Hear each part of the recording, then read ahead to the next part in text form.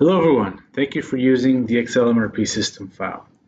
In this video I'll share with you how to use it step by step.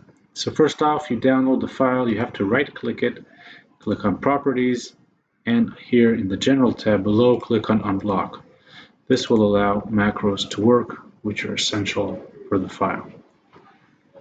As you open the file, you'll get this message, you click Enable Content, and that's it, you're good to go. So what do you have over here? You have the home page. The home page will have some parameters, like the first date to run. It should be April, should be, let's say, should be July. The horizon, how many weeks out you want to see. The MRP policies, do you want to allow negative inventory? They have an explanation here, but basically, do you allow the closing inventory to be negative? So that means that you can pull demand without inventory, which isn't very realistic, but sometimes you can say, okay, I can have a supplier send me something urgently by air or whatever, and I'm okay with that. The second thing is, do you accept planning within lead time? Again, this means that if you allow this, then you define a lead time for your supplier, but now you're saying even if I have a requirement within that lead time, it's okay.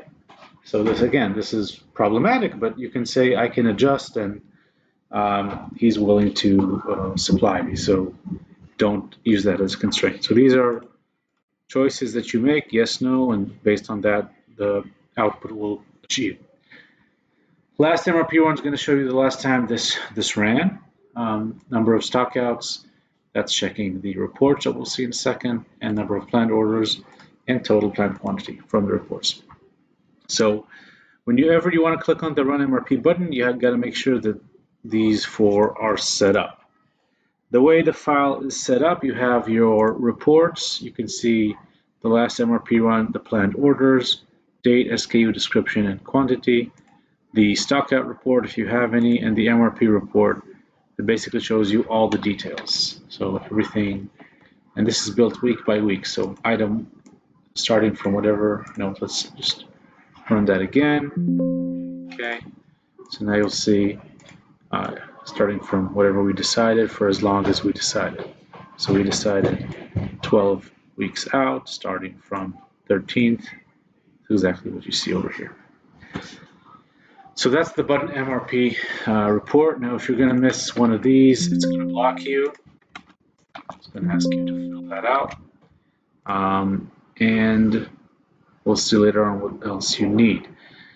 Onto the button. So that's the Run MRP button. If you watch tutorial, that's going to bring you to this video, so I'm not going to click that.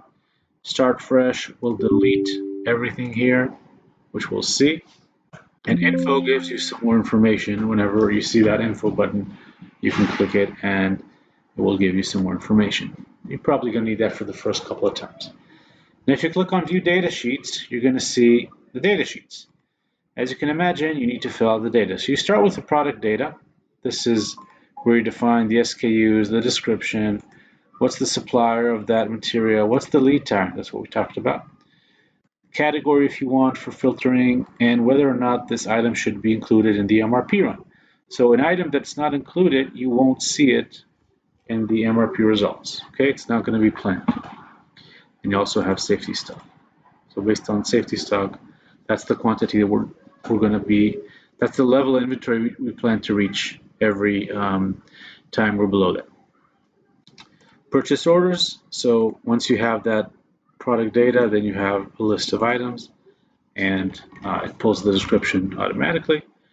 What's the quantity, the arrival date, and the PO number, that's just for tracking if you want for your own good. Not a mandatory field. So these three are mandatory. Sales order, similarly, you have the SKU, the quantity, delivery date, forecast. You have the SKU description, the data forecast. That's supposed to represent 1 month. So it doesn't matter which date you put here, but that has to represent a month. So 25th, 23, 2nd of May, whatever, that will show a monthly forecast. This whole system is built on a monthly forecast.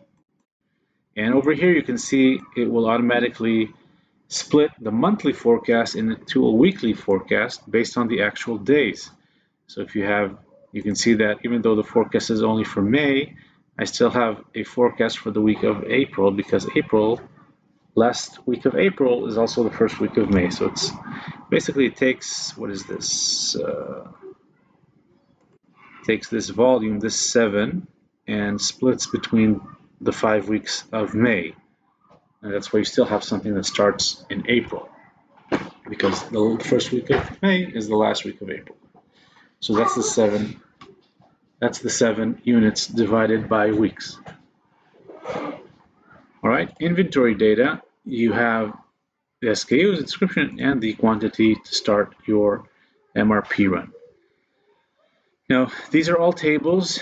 You can resize them. I've set it up to 10,000 rows. If you need more, just change the number here, add another digit, and you can do that. I didn't see the point, but you can if you want. So these are the data sheets, and you have info through all of them to click and see some information. Looks like something. I'll fix that in case there's something to show here. And if you click on the home page, you go back here, and those sheets are hidden just for easy usage.